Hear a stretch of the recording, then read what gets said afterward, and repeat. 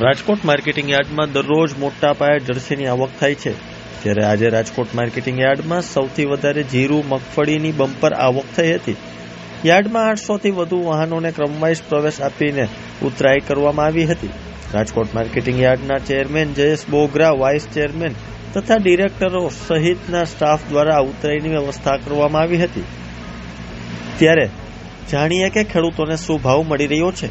યાર્ડમાં આજે જીરુની આવક 51,000 મણ, તુવેરની આવક 6500 મણ, રાઈ અને રાયડોની આવક 4500 મણ, મેથીની આવક 44,000 મણ, મગફળીની આવક 40,000 મણ અને કપાસની આવક 10,000 મણ આવક થવા પામી હતી. યાર્ડમાં આજે 800થી વધુ વાહનોને ક્રમવાઇઝ પ્રવેશ આપ્યો હતો.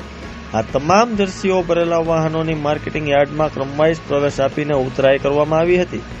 ભાવની વાત કરીએ તો આજે માર્કેટિંગ યાર્ડમાં 1 મણ જીરુના ભાવ 3570થી 4050 રૂપિયા મળ્યા હતા. તુવેરના ભાવ 1125થી 1460 રૂપિયા મળ્યા હતા. રાઈનો ભાવ 1030થી 1280 રૂપિયા મળ્યા હતા. મેથીનો ભાવ 850થી 1250 રૂપિયા મળ્યા હતા.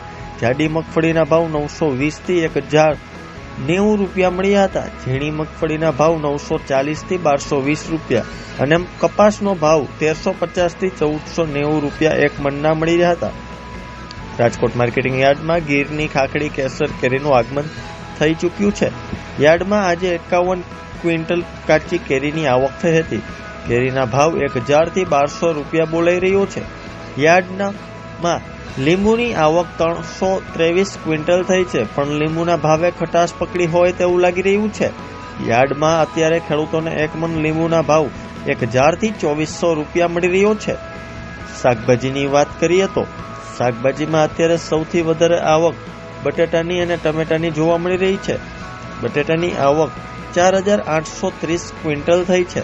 ભાવની વાત કરવામાં આવે તો બટેકાના ભાવ ખેડૂતોને 1 મણના 80થી 311 રૂપિયા મળી રહ્યો છે, જ્યારે ટમેટાનો ભાવ ખેડૂતોને 40થી 100 રૂપિયા મળી રહ્યો છે. ટમેટાની આવક 1900 ક્વિન્ટલ થઈ છે.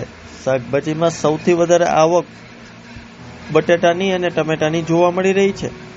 રાજકોટ માર્કેટિંગ યાર્ડમાં ખેડૂતોને પૂરતા પ્રમાણમાં ભાવ મળતા હોવાથી માત્ર રાજકોટના જ નહીં પણ રાજકોટ આસપાસના ગામો અને શહેરોમાંથી ખેડૂતો પોતાનો પાક વેચવા માટે આવે છે. રાજકોટ માર્કેટિંગ યાર્ડમાં મોરબી, સુરેન્દ્રનગર, હળવદ સહિતના શહેરોના ખેડૂતો પોતાનો માલ લઈને આવે છે.